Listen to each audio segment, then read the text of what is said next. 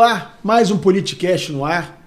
Hoje nós temos aqui um deputado federal de primeiro mandato, uma estrela ascendente em Brasília, alguém que vai poder contar muito sobre os bastidores, fazer a gente entender essa maluquice que virou a política nacional. Estou falando do meu amigo, o deputado federal Luciano Vieira. Luciano, muito obrigado por você estar aqui com a gente. Espero que você tenha muito para contar, porque a gente está tentando entender o que está acontecendo nesse Brasil. E eu, Rodrigo, primeiro te agradecer pela oportunidade de estar participando, né, desse podcast hoje. Eu sou um admirador do seu trabalho, sempre fui. E hoje estar aqui nessa mesa para a gente discutir políticas públicas, que é o que a gente ama fazer, para mim, me sinto honrado. E vamos conversar muito, que tem muita coisa para a gente falar. Sério, então vou começar já jogando, na linguagem popular, a bola aqui nos seus peitos, né? Me conta, o que está acontecendo em Brasília? Para onde vai esse país? Essa maluquice, essa confusão toda, essa briga com os Estados Unidos. Você acha que a gente vai sair desse imbróglio? O que você está vendo, que você está conversando com as pessoas em Brasília? O que você acha que vai... Qual é a solução para esse problema? Primeiro que eu, na minha opinião, não acho que vai ser dos Estados Unidos que vai resolver o nosso problema aqui no Brasil. Eu sou contra, né? Eu acho que os problemas do Brasil têm que ser resolvidos aqui. Não concordo, uma opinião minha, que um presidente de uma outra nação venha querer interferir em nada aqui no nosso país, que seja no executivo, nem no legislativo, nem no judiciário, mas precisa-se baixar essa temperatura. Eu acho que a população já não aguenta mais, né, essas brigas. O país precisa de pacificar, todo mundo agora precisa dar uma recuada, um passo para trás, porque é de mais importante, as principais pautas do país estão paradas. Sim. Que é a geração de emprego, que é a saúde, que é a segurança pública, não se fala. Pega aí nos 6 últimos meses aí e veja o que foi votado lá em Brasília. Não tem discussão, uma discussão rasa, não se aprofunda nos principais temas do país e a população não aguenta mais. Então, agora é aguardar os próximos meses aí, trabalhar, que é o que eu tenho feito, tenho trabalhado muito para buscar essa pacificação, que é o que eu entendo que é o melhor para o país. Essas brigas, essas polêmicas, só é bom para os extremos, eles se alimentam, né? Tanto a extrema-direita, tanto a extrema-esquerda, eles se alimentam dessa briga. Para o povo mesmo não tem nada que contribuir. Não, e eu assim, eu já fui deputado federal 2 vezes, eu sei o quanto é difícil você se estabelecer em Brasília. E você conseguiu algo que eu considero assim uma coisa assim dificílima de acontecer. Você está no meu primeiro mandato e as informações que eu tenho é que hoje você é um dos caras mais próximos do presidente da Câmara, você tem uma relação com basicamente todos os líderes partidários, você é um deputado cobiçado por todos os partidos, enfim, você conseguiu se estabelecer de uma forma que eu não conheço alguém que tenha tão rapidamente se chegado em Brasília e, como diz o ditado popular, sentado na janela, né? Você entrou no ônibus e sentou na janela. Então, assim, você conseguiu, com a sua habilidade, conseguiu construir isso, que é muito difícil. Mas, baseado nisso, eu queria te perguntar, você não acha, político habilidoso como você, que o Lula está cometendo um erro? Porque, num primeiro momento, essa briga, né, foi o que você falou, o presidente de outro país intervir aqui, isso boa parte da população fica incomodada, né? Mesmo os que, eventualmente, defendam que o Bolsonaro está sendo vítima de uma injustiça, eu imagino que alguns que defendem isso, mas ficam incomodados com o fato dos Estados Unidos intervir para resolver um problema, como você disse, que nós deveríamos estar resolvendo. O Congresso, o Senado, a Câmara, enfim. Agora, pergunto a você, o Lula esticar essa corda quando nenhum presidente de outra nação esticou, nem a China. A China sentou para negociar com os Estados Unidos, a União Europeia, todo mundo, países muito mais potentes e maiores que o Brasil. Você não acha que é um equívoco isso?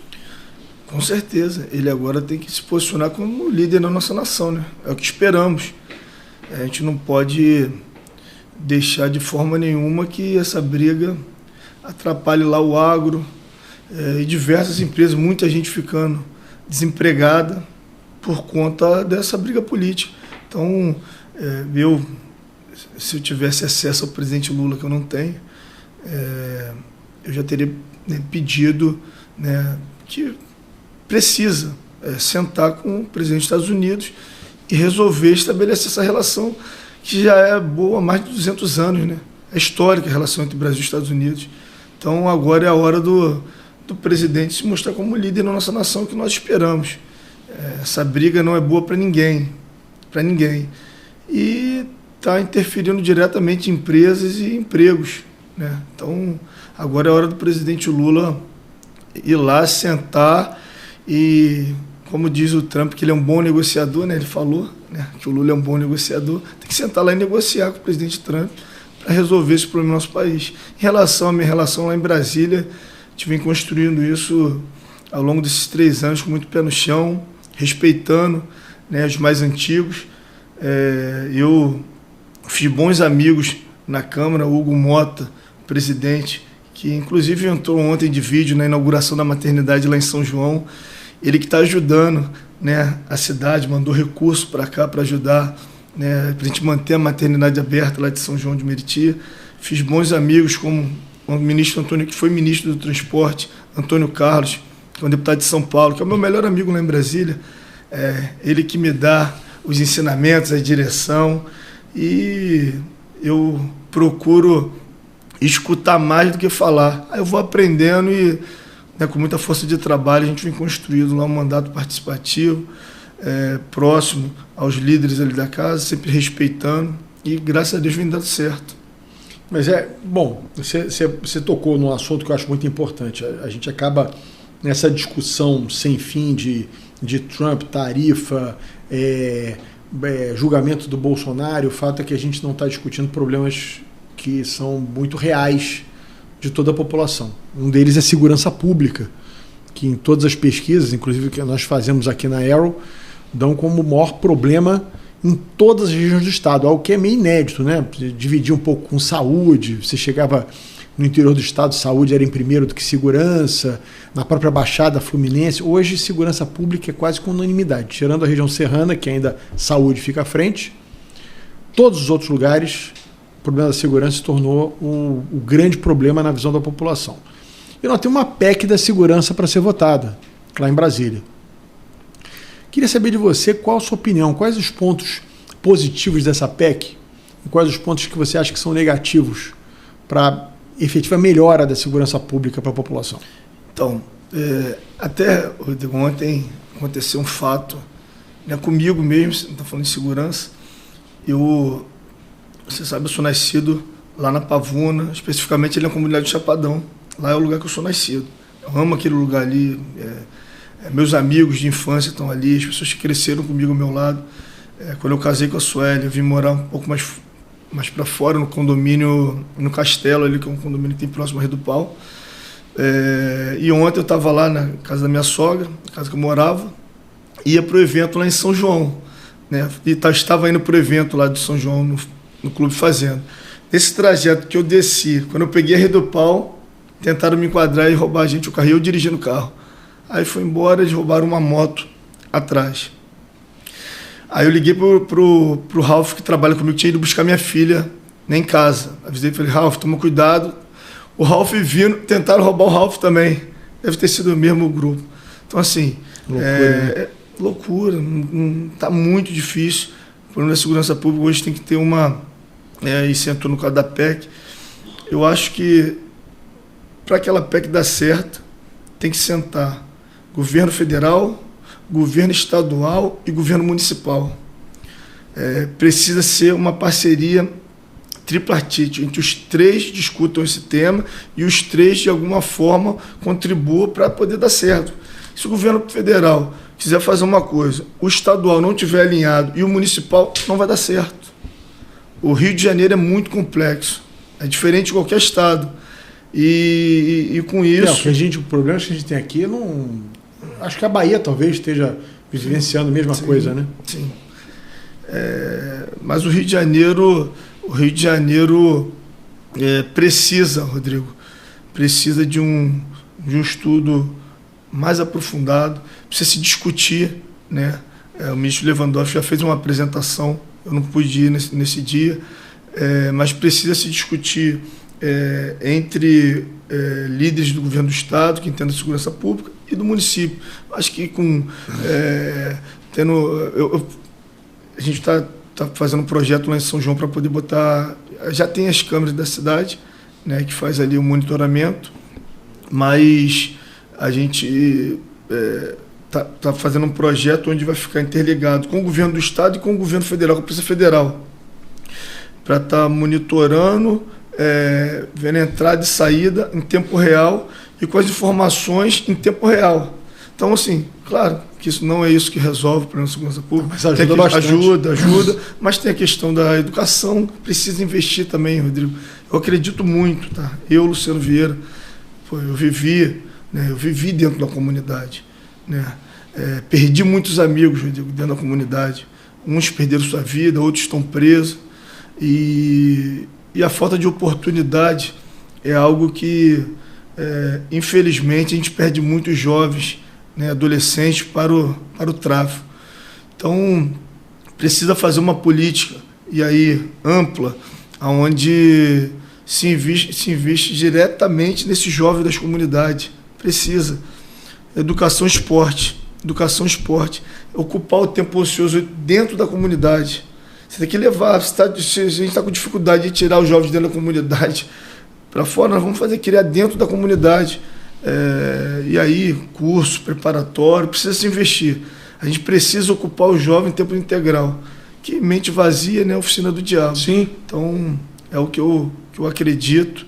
Se a gente não fizer uma política pública dentro das comunidades mesmo, lá dentro, onde está esse jovem, ocupar o tempo ocioso dele e, com isso, conseguir, né, ainda no meu mandato de vereador, não sei se acho que você não teve oportunidade de ir lá, eu te convido para ir no Parque da Pavuna. A gente conseguiu lá construir um parque no alto do Chapadão. Esse parque ficava num lugar onde era usado para corte de veículos.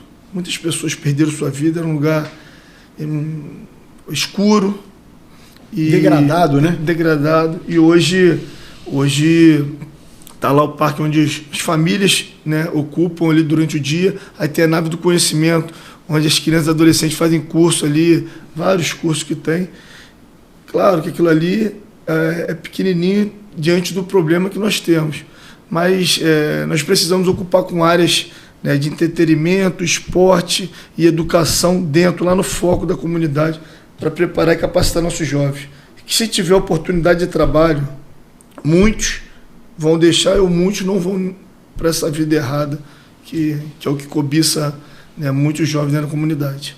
Eu acho que acho que teu raciocínio ele é muito correto, mas assim, o que eu imagino também, Luciano, e aí se eu estiver errado você me corrija, eu acho que essa coisa, e eu acho que a PEC podia ser uma oportunidade de resolver isso. O Brasil tem uma legislação penal para o Brasil inteiro. Tem que ser uma para cada estado. A gente está falando tanto dos Estados Unidos, né? Os Estados Unidos, cada estado tem a sua legislação. Eu acho que não precisava nem chegar a tanto, mas se a gente tivesse, por exemplo, você pega a legislação ambiental e a legislação de defesa do consumidor, a legislação federal ela é concorrente com a legislação do estado. Ou seja, se você quiser fazer uma lei mais dura no estado, você pode, por exemplo, faixa marginal, né? Tantos metros, 15 metros de faixa marginal que você não pode construir no Rio. Se você quiser botar no estado 30 metros, você pode. Você não pode fazer uma coisa, digamos assim, mais leniente, né? Menos dura. Talvez fosse uma solução, porque o Brasil, o problema do Rio não é o problema do Acre. Né? Você conversa lá com os outros deputados, cada um tem uma singularidade. Esse aí foi o principal tema discutido lá em Brasília. Não dá para, nessa PEC, querer colocar o Brasil todo na linha da segurança por igual. No Sul, não tem o problema do Rio. Sim. São Paulo tem um outro, também tem um problema, né, instalado lá em São Paulo, mas é totalmente diferente do Rio. O modus operandi é completamente diferente das quadrilhas que tem em São Paulo, aqui no Rio. Lá eles estão dentro do público, lá eles estão dentro, lá não tem essa exposição de arma. Então são estados, cada um tem a sua particularidade. E o Rio, a Bahia, a gente escuta falar, eu não conheço, né, eu nunca tive lá, mas o Rio de Janeiro, aí é muitas comunidades, Morro Alto, território difícil acesso. Cada comunidade tem uma particularidade também. O Rio tem uma particularidade dentro do Rio. Sim. Então não dá para fazer uma lei voltada para o Brasil e aplicada aqui no Rio de Janeiro. Ou então então a lei que for aplicada para o Brasil tem que ser baseada no estudo feito no Rio. Tudo bem. Eu acho que não tem lugar, né, mais difícil para combater a segurança do que o nosso estado do Rio de Janeiro.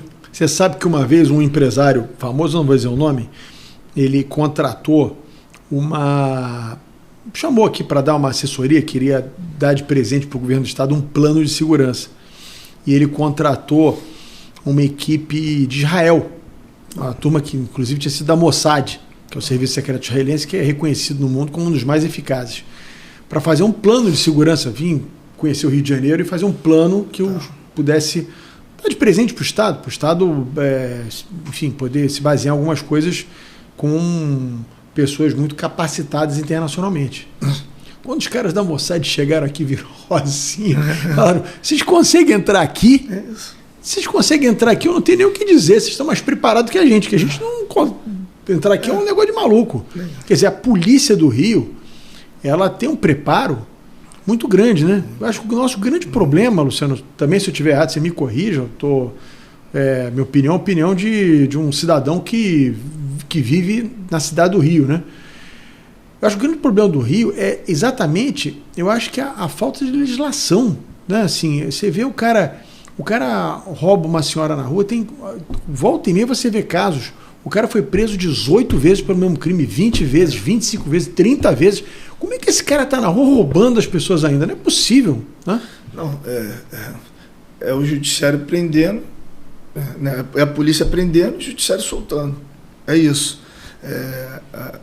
A mesma pessoa, eu estive conversando com a delegada, me falha a memória que é o nome dela, da Lapa, do turismo da Lapa. Ela falou que teve um indivíduo que ela prendeu 29 vezes, ela foi preso 29 vezes, estava na rua de novo. Sim, precisa apertar muito, né? Apertar muito nas leis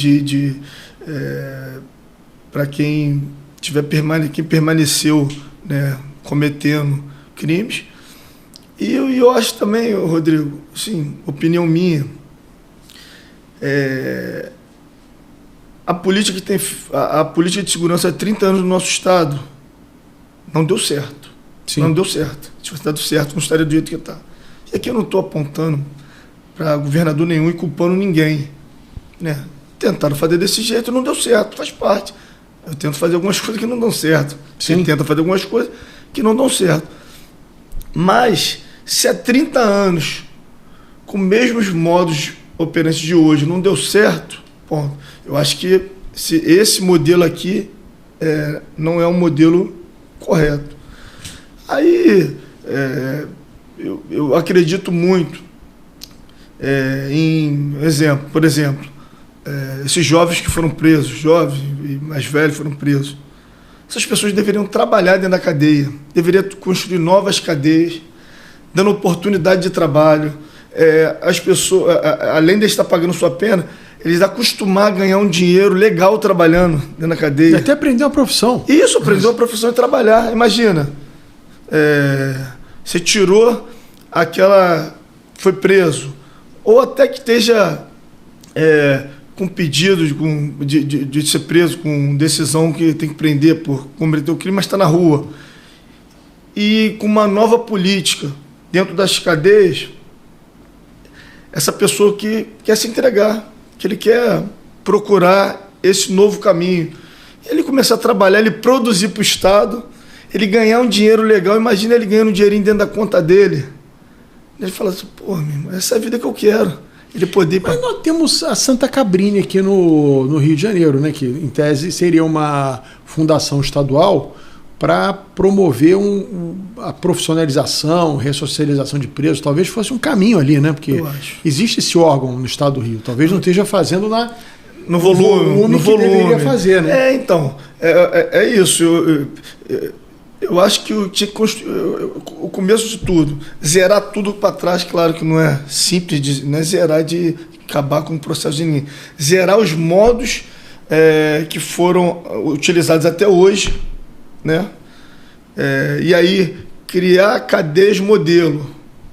O modelo já é empreendedor, que já vai sair dali, ele vai trabalhar, vai cumprir 5, 10 anos, 7 anos, a pena que for, mas se capacitando, se preparando e trabalhando. Eu acho que isso é para ser discutido, para ser pensado. Porque do jeito que está, pode entrar governador e mudar governador. Não vai mudar. Não muda. Só muda se você fizer um novo estudo, um novo tipo de política aplicada e que pode dar certo e também pode dar errado. Não estou falando que isso vai dar certo, mas do jeito que está, você concorda comigo que não deu certo. Né? A gente teve uma experiência, que foi até no governo do ex-governador Sérgio Cabral, que foi nas UPPs, que em algum momento funcionou. Sim, né? Você teve uma queda da violência, né? Realmente algumas comunidades foram pacificadas de verdade. Né? Acho que acabou a coisa se perdendo um pouco no caminho, porque eu acho que era um modelo que você deveria, assim, talvez em algum momento, aquela coisa de a coisa dar certo, as pessoas ficam muito ansiosas para replicar isso em muitos lugares. Sim. Eu tive essa oportunidade, eu fui secretário de Ordem Pública, eu lembro que você fazia uma ação em determinado lugar, conseguia ordenar, organizar, todo mundo já queria que você fizesse na cidade inteira. E eu muitas vezes disse, olha, não vou sair daqui enquanto não tiver consolidado. Eu prefiro que dê certo um lugar do que fazer em 10 lugares e os 10 darem errados. Então acho que... mas esse era um modelo que deu certo, né? Assim, você entrar, ocupar, aí vem os programas sociais, você começa a impor ali a ordem, né? A polícia conquistando a população, isso é importante. Preparando, nossos policiais são muito bons. Nossa polícia é muito boa, muito respeitada. Claro, em todo segmento tem parte boa e que não presta. Aí falar, tem. Como tem médico, como tem político, como todas as profissões, como tem pedreiro, como tem mecânico, todas as profissões. Só que a grande maioria da polícia são policiais bons, combatentes. Precisa-se fazer uma reciclagem também para esses policiais entrarem. Eles entrarem conquistando a população, né? Impondo, né? Na agressão. Eu tive alguns problemas, algumas queixas, né? Umas operações que teve um ano e pouco atrás, que aí o policial já revoltado por estar entrando ali, naqueles combates, tudo, e ele estava encapuzado, de agredir mototaxista, de falar mais duro com o morador. Aí você acaba colocando a raiva dentro do morador. Não estou querendo nem dar desculpa. Acho que esse tipo de comportamento a gente não pode aceitar nunca. De forma nenhuma. Mas a vida do policial no Rio de Janeiro também é muito difícil. Né? Muito difícil. Você ter esse grau de enfrentamento que tem aqui, o cara com fuzil atirando granada. Muito difícil. É um negócio... Não, sabendo que vai entrar e não sabe se vai sair. Entra para combater e não sabe se vai sair, porque o poder bélico do tráfico é muito pesado. Mas a gente falando de política, você citou, né, do governo Sérgio Cabral, das UPPs, das né? UPPs, eu falei das UPPs, eu acho que aquilo ali, se tivesse investido mais, né, consolidado, como você falou, lugar, comunidade por comunidade, eu acho era um projeto para você fazer em 20 anos. 20 anos, 15, 20 anos. Aí você começou, deu certo, aí as pessoas começam a cobrar, tem que fazer aqui, tem que fazer aqui. Aí o prefeito do município perturba o que quer fazer aqui no município dele também, tem que fazer na Baixada, tem que fazer não sei aonde. Eu acho que aquilo ali acabou crescendo muito rapidamente. Muito. Mas a linha dos policiais era essa. Os policiais nas UPPs estavam com essa direção de conquistar a população, de cuidar da criança que estava ali, de levar, tinha curso, tinha ali projetos, né, nas UPPs, alguns já estavam com projetos. Eu acho que esse aí até hoje foi o que mais deu certo, né? A segurança, infelizmente, né, se perdeu, mas foi um modelo que não só ocupou, ele ocupou, mas levando algo diferente, que é o policial ali acolhendo as famílias, os policiais cuidando ali das crianças, colocando projetos e cursos. Acho que é isso. Acho que é um modelo que poderia ter deu certo, mas não foi à frente, mas eu acho que foi até hoje o modelo que teve de melhor resposta. É a coisa da permanência, né, Luciano? A gente imagina o seguinte, você pega... eu moro aqui no Península. Grande cobrança ali, justamente a polícia está permanentemente ali, segurança pública. As pessoas, o morador da comunidade, ele também quer isso, ele também quer a polícia permanentemente na sua comunidade, cuidando. Porque no fundo, ninguém quer um bandido com fuzil na sua porta, ninguém quer seu filho convivendo com um cara que está vendendo droga na sua porta, ninguém quer isso. Então, eu acho que essa coisa da permanência da polícia no local, né, fazendo um trabalho, como você disse, de proximidade. De acolher. Né? Exatamente. Acolher a população. É fundamental. Agora, assim, eu acho que é um pouco essa coisa da forma de fazer a segurança pública, né? da implementação das políticas de segurança pública, mas eu volto a te dizer, eu acho que essa coisa da legislação tem que ser repensada. Não é possível o Brasil ter uma legislação única. Eu lembro que eu era secretário de Ordem Pública e a gente fazia uma operação no entorno do Maracanã para evitar briga de torcida, né, assim, aquela desordem no entorno do Maracanã. E muitas vezes tinham flanelinhas que, além de mandarem as pessoas pararem em lugar proibido, o cara acharcava as pessoas, cobrava, na época, sei lá, R$20, R$30 para o cara parar o carro. Se não parasse, o cara era ameaçado, se o cara não pagasse, enfim, tinha uma coisa de acharque. E esses flanelinhas eram levados para a delegacia. O flanelinha, que estava exercendo ilegalmente uma profissão, ele saía antes da delegacia que o agente de ordem pública. O agente ficava mais tempo na delegacia do que o flanelinha. Quer dizer, não tem como dar certo isso, entendeu? Aí o cara voltava para cobrar o valor no mesmo lugar. O cara ia lá, assinava o papel e ia embora. Parece que está enxugando gelo, né? Entendeu? Desanima. Aí eu fico olhando aqui a figura do policial, do agente da lei, né, de uma maneira mais ampla, desanima o cara. Você levar o cara, como você falou, a delegada dizendo que prendeu o mesmo cara 18 vezes. Qual é o ânimo que esse cara tem? Esse cara 29 vezes. Do céu. Entendeu? O cara, assim, o trabalho dele está sendo jogado no lixo. Não é? Exatamente isso. Isso é que todas as conversas que a gente tem com delegados e policiais, é isso. Por conta da legislação, muitas das vezes trabalha em vão, né? Que faz o trabalho, se dedica ali, que não é fácil, né? Você chegar até a apreensão de qualquer tipo, um traficante, não é fácil. É um trabalho que corre risco, né? E depois de tudo, a legislação é muito frouxa e acaba colocando a rua de volta. Então, hoje, o principal é mudar a legislação, paralelamente a isso, criar novas políticas de segurança, dar oportunidade. Eu acho que tem que ser uma engrenagem que ela tem que andar, né, toda junta. Legislação, os modos, né, do pós-venda, né? Se prendeu, então tem um pós-venda. Pós-venda precisa mudar, precisa investir muito dentro das comunidades, isso é importante. Eu falo isso que eu vivo, vou sair daqui agora, vou lá para a comunidade de Chapadão, falar lá com meus eleitores, falar com a população, falar com minhas lideranças, com o meu time. É muito importante investir no nosso jovem. Tem muitos talentos dentro da comunidade, mas tem muito talento dentro das comunidades. aí isso precisa ser explorado. Esses talentos precisam, irmão, sair e aproveitar o mundo. É sem limite para esses talentos.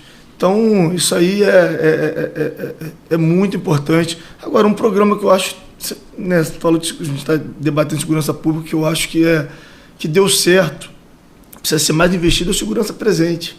Eu gosto muito do segurança presente, tá? Gosto muito de segurança presente. Onde tem o segurança presente, você pode ver que a mancha de roubo, ela cai absurdamente. Mas é um pouco nessa ótica também da polícia de proximidade, né? Porque é um policial que você tem uma interação entre agente civil e o policial, você tem uma coisa, né, de proximidade do centro do bairro, né? Isso não é para a comunidade, mas no centro do bairro. No centro. Sem dúvida. Isso aí eu já iria eu pegaria esses policiais, né, que estão hoje, agentes e policiais de segurança presente, curso para ele preparar todo mês, ou de 3 em 3 meses, investir neles. Você precisa investir em conhecimento, em reciclagem o tempo todo, porque é tenso o dia a dia, né, de cada um deles que estão ali na rua. Aí você precisa o tempo todo dar oportunidade, dar meta. Eu gosto muito de trabalhar com meta. Meta, criar meta para eles. Meta vai ter, ganhar bonificação, é isso. Para poder, o policial se sentir... a gente gosta, né, de ser bem tratado. Eu fui vendedor a vida toda, então eu busquei sempre vender muito para poder ganhar meu dinheiro. Eu trabalhei na Destaque durante 2 anos ali, onde me deram oportunidade. Veríssimo, que era meu patrão, o Luiz, que hoje trabalha na polícia comigo, foi meu gerente lá na Destaque. Então sempre fui vendedor de carro. E a gente que vendia carro, a gente precisa o tempo todo estar conquistando o cliente e buscando bater as metas para poder aumentar o seu salário. Então, eu gosto muito de trabalhar isso, né? Trabalhar dando oportunidade, né? Criar meta para os policiais, né, que estão ali na rua e ganhando, aumentando seu salário. Acho que tem que valorizar os policiais. Não, sem dúvida. Agora, você, mudando um pouquinho de assunto, Luciano, você, ano passado, eu acompanhei de perto, você teve uma luta grande lá com o teu irmão foi candidato a prefeito em São João de Meriti, o ex-deputado Léo Vieira, hoje prefeito Léo Vieira, e foi uma luta grande, porque vocês disputaram contra a máquina municipal, contra o prefeito que tinha um candidato, né? Vocês foram uma candidatura de oposição e conseguiram ganhar a eleição depois do primeiro turno, né? Uma vitória importante. E por sinal, você foi muito importante nessa vitória. Eu te ligava quase todo dia para pegar palpite seu. Eu escuto os melhores. Eu ligo, é isso, aprendendo todo dia, né? Você foi muito importante. Mas vocês foram gigantes ali. E o que eu estou te perguntando isso? Porque eu não sei se ganhar a eleição ali é um presente de Deus ou é um fardo que vocês vão carregar. Porque é uma cidade muito difícil de governar. São João de Meriti é uma cidade, talvez, da Baixada com a maior densidade demográfica, né? Se não me engano. Muitos morros. Muitas comunidades. É uma cidade basicamente dormitório, tem uma atividade econômica ainda muito voltada para o comércio, mas tem poucas indústrias, tem, assim, muita gente sai para trabalhar fora e com uma arrecadação baixa para o tamanho dos problemas. Qual você acha que é o maior desafio ali em São João de Meriti para... o que você acha que é preciso fazer em São João para virar ali a chave, quer dizer, mudar a vida das pessoas ali? Primeiro, a população de São João de Meriti realmente é isso, é dormitório. É a melhor mão de obra que tem no nosso estado, está em São João de Meriti. Ela que a população de São João que ocupa as empresas, grandes empresas aí, com a sua mão de obra, ajudando as empresas aí a se estabilizarem. Lá é um desafio. Meu irmão tinha... O sonho dele era ser prefeito daquela cidade, né? São João.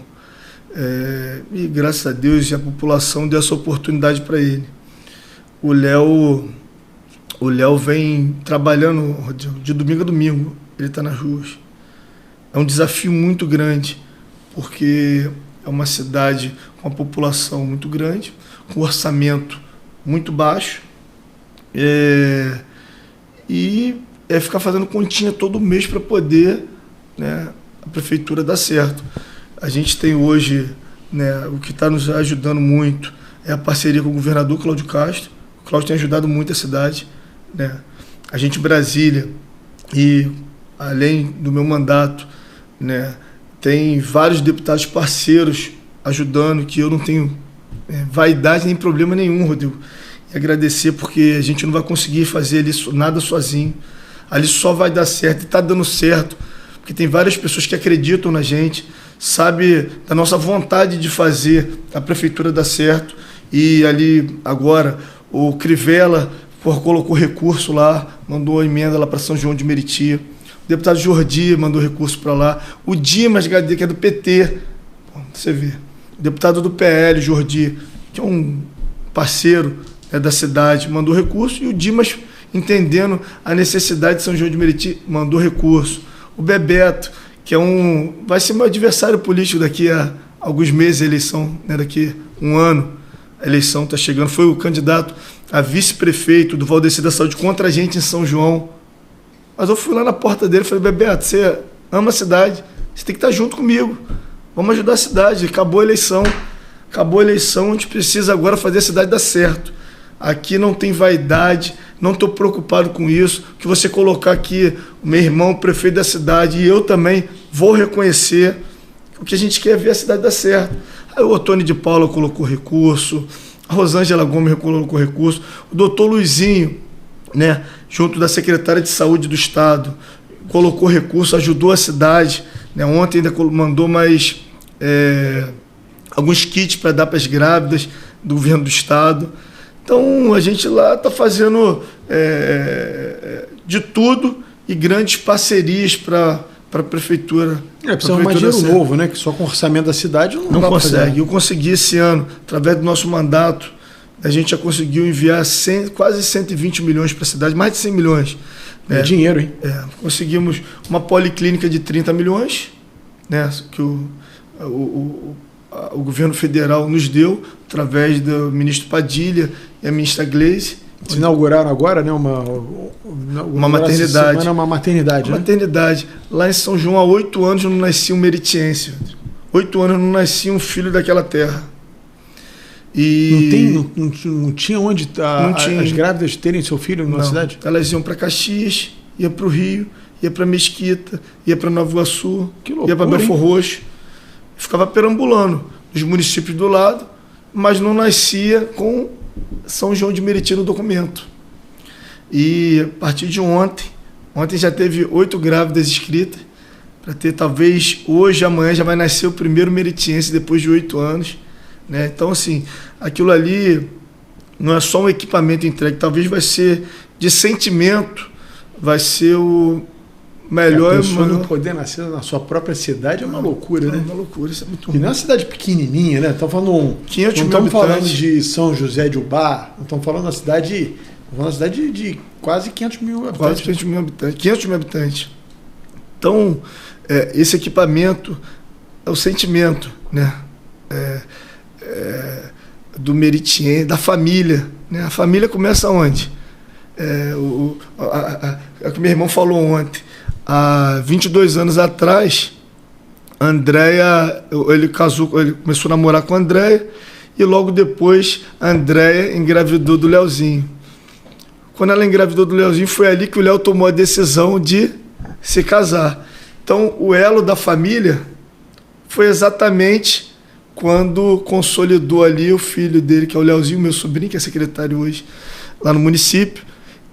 E a partir de agora, quantas famílias vão se unir cada vez mais por conta do seu bebê estar nascendo? E hoje a gente tem a oportunidade, né, de, através do nosso mandato de parceiros e a vontade do Léo de fazer dar certo, né? A cidade tinha um problema na saúde, né, que era o maior problema na cidade, era a saúde, o segundo era a segurança.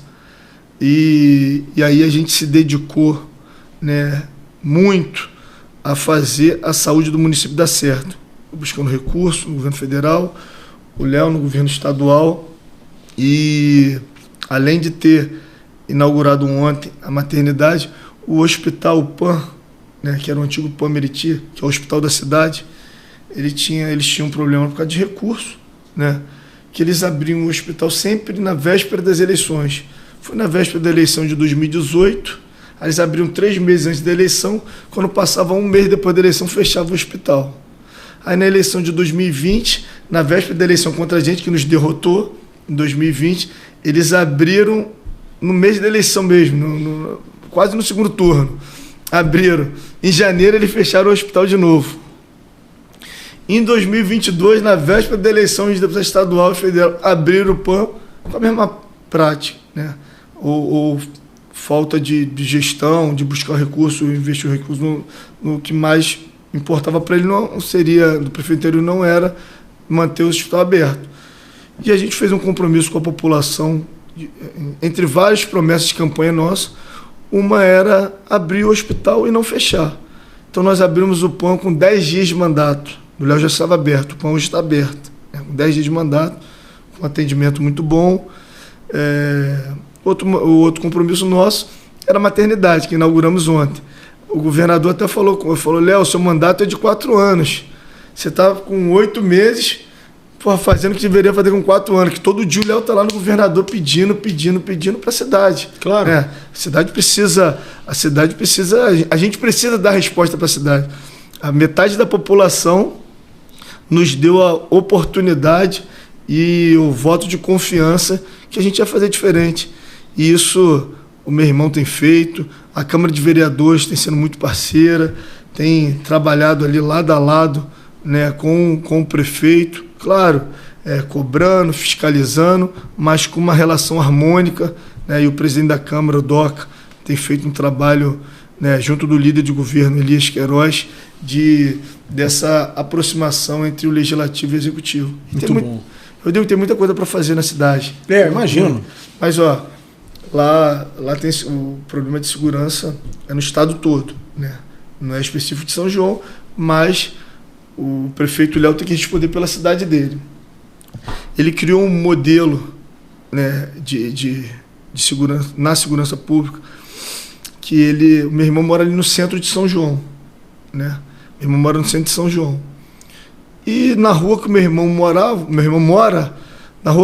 mora, você olhava da casa dele para cima, tinha uma barricada. Pô, prefeito da cidade, morar numa rua, que na rua dele tem uma barricada. É um vexame. Pô, não é nada razoável, né? Não é nada razoável. E ele se organizou, né, junto com o comandante do batalhão. Eles fizeram um trabalho nas 2 comunidades que tem ali no centro, que era o Carrapato, e aqui meu irmão mora na entrada do Gogó, na rua da comunidade mesmo, que a nossa família toda sempre foi dali, não tinha tráfico ali, né, há 6 anos atrás, 7 anos atrás, 8 anos atrás.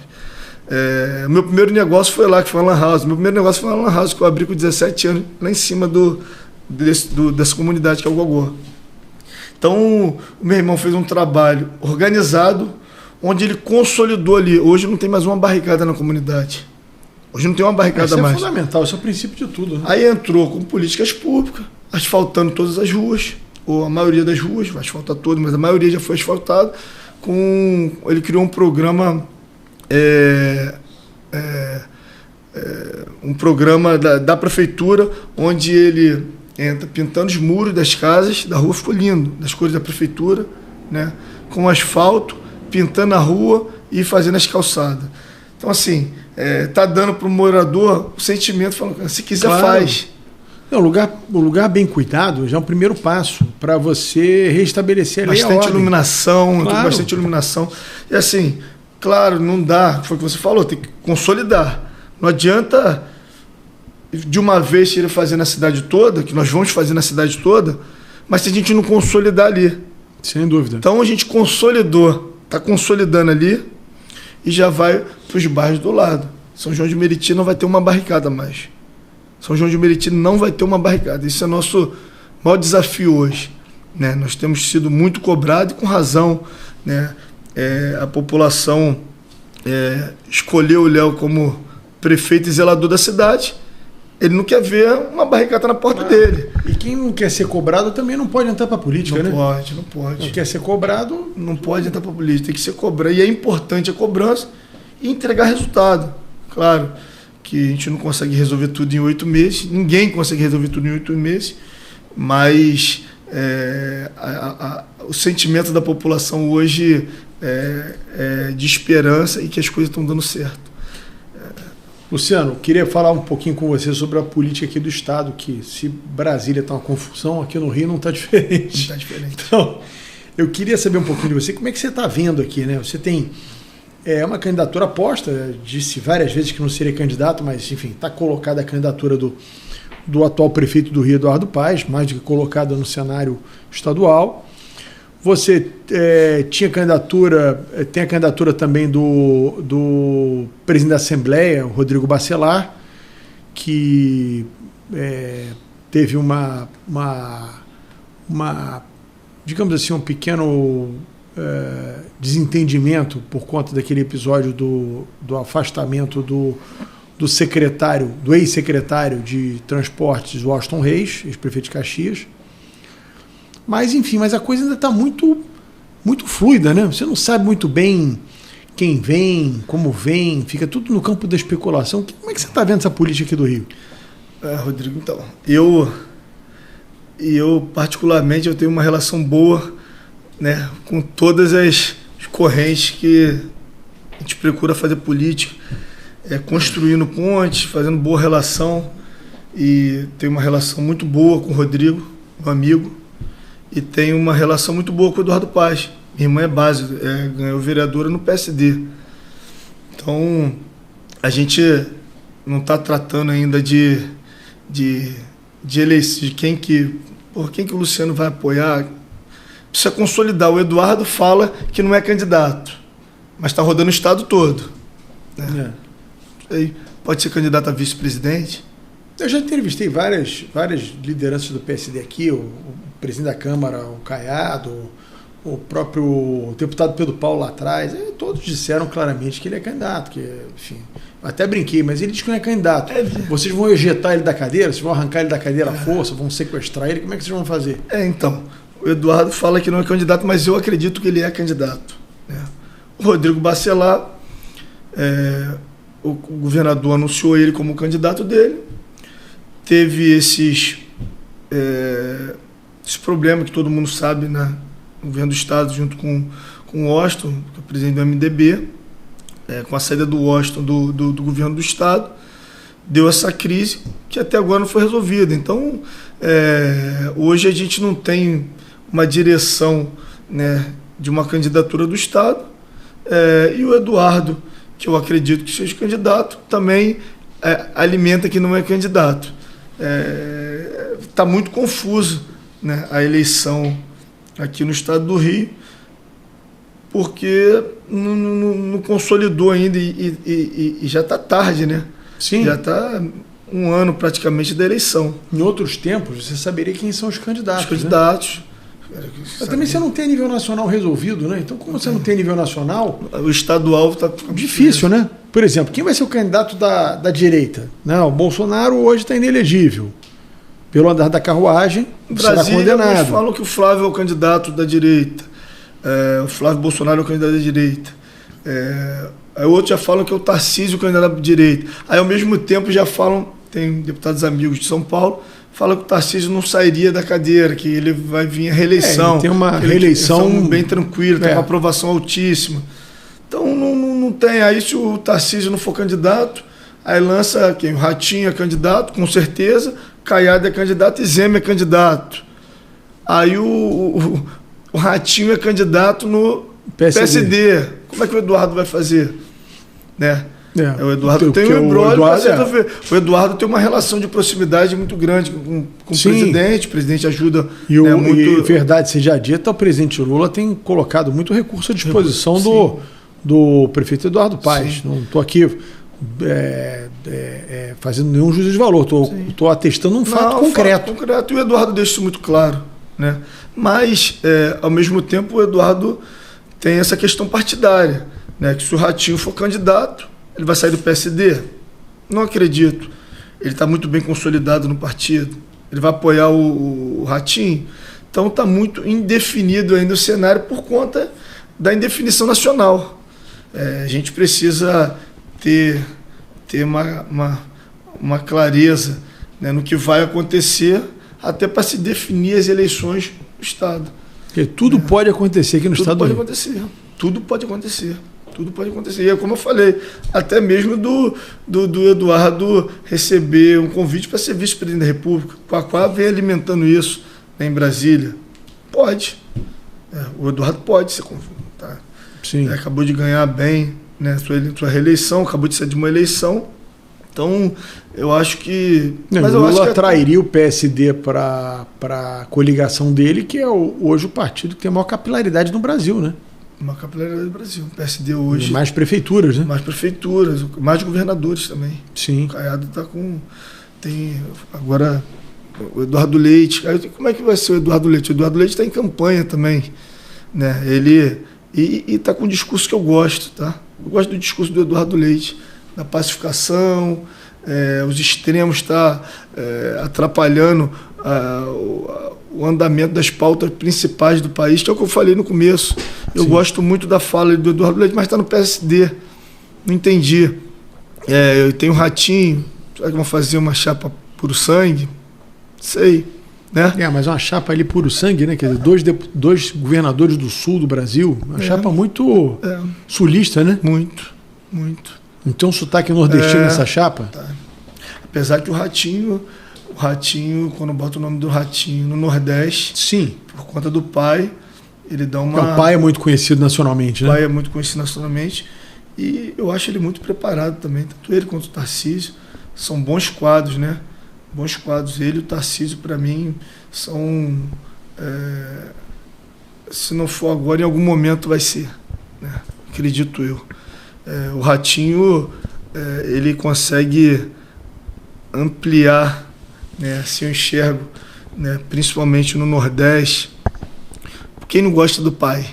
Né? Claro. O Ratinho... É um comunicador extremamente popular. Popular, querido. Então, ele para mim, ele sai até na frente. Tá? Ele sai na frente por conta do pai. Aí tu junto, a gestão dele. Ele é o governador mais bem avaliado no Brasil. Não, ele é o governador mais bem avaliado no Brasil.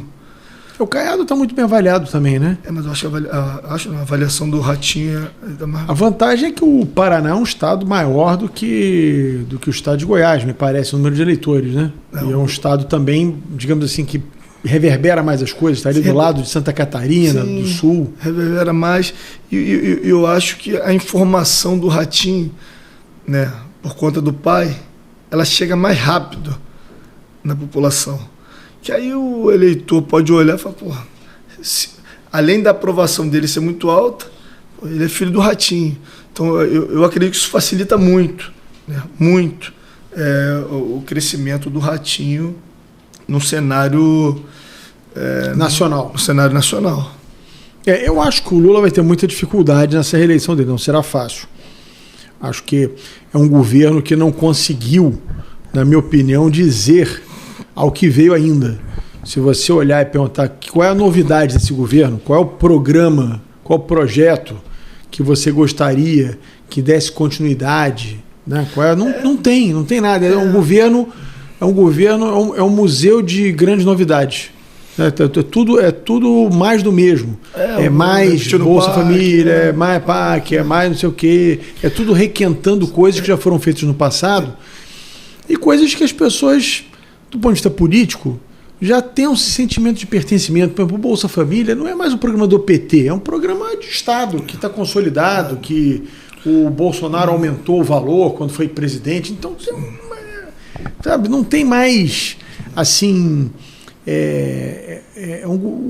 eu acho que o Lula não conseguiu entender que da última eleição que ele foi presidente em 2010, que acabou o governo dele, para cá, muita coisa no Brasil mudou. Mudou a relação com os políticos no Congresso. A própria internet mudou. A forma de se comunicar. Né? Assim, ele continua pensando muito com aquela cabeça de 2010 que basicamente era a televisão que você comunicava. Mudou as relações sociais. Né? Os mais pobres hoje querem ser microempreendedores, querem ter seu negócio, querem ser dono do seu próprio nariz. Ninguém está mais preocupado com carteira assinada. Eles continuam com essa cabeça. Queriam assinar, imagina, queriam transformar tudo quanto é Uber e entregador em carteira assinada. Ninguém quer dar 8% do seu salário do FGTS para o governo mais. O cara quer ficar com dinheiro no bolso, fazer o que ele quiser. Né? Eu acho... a eleição do presidente Lula passa pela economia, né? Não sei se dá tempo, mas resolver que 12 meses, né? O juros está muito alto. Prometeu picanha para todo mundo e a carne está uma fortuna. Tem que saber também o impacto que da isenção do imposto de renda vai votar na próxima, vota a urgência semana que vem e vai votar o projeto. Esse ano vai ser o primeiro projeto de grande importância, né, para a população, será votado na semana que vem.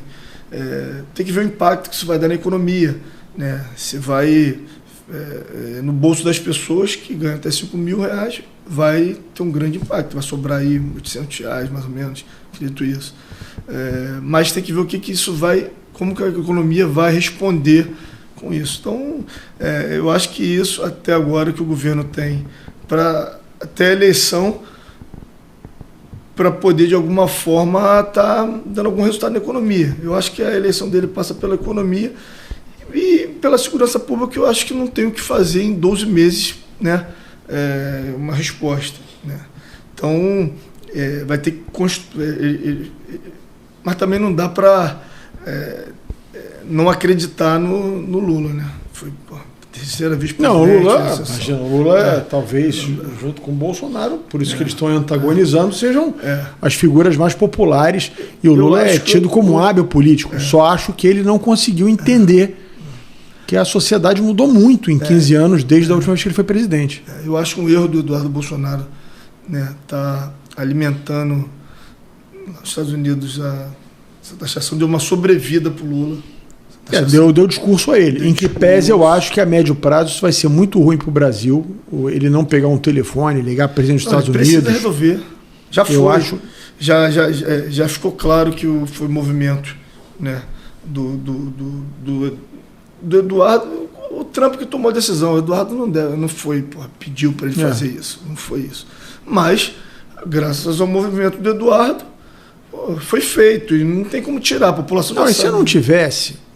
Vamos lá, vamos ser francos também, né? Óbvio que o Trump quis dar uma politizada na história, botou lá a questão do Bolsonaro, mas a verdade é o seguinte, essa má vontade dos Estados Unidos com o Brasil, ela tem uma razão de ser. O Lula, todo discurso que ele pode criticar, ele critica o Trump. Ele fez uma reunião aqui dos BRICS aqui no Rio de Janeiro, querendo acabar com o dólar como moeda de transação internacional. Quer dizer, entendeu?